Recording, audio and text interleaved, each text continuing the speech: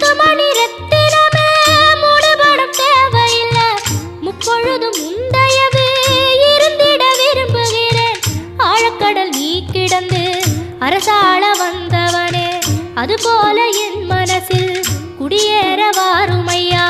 சம்ஹார நேரத்தில் சமுத்திரம் பின்வாங்கும் சந்தோஷ திருநாளில் நல்லருளை தாருமையா. முருகன் என்று முழங்குது என் மனசு, கடலை போல உன் கருணை பெருசு. உப்பு காத்து ஊத காத்து சுத்தும் கடலு கரைய பார்த்து சத்தியமா கோயில் கொண்ட சுப்பையா.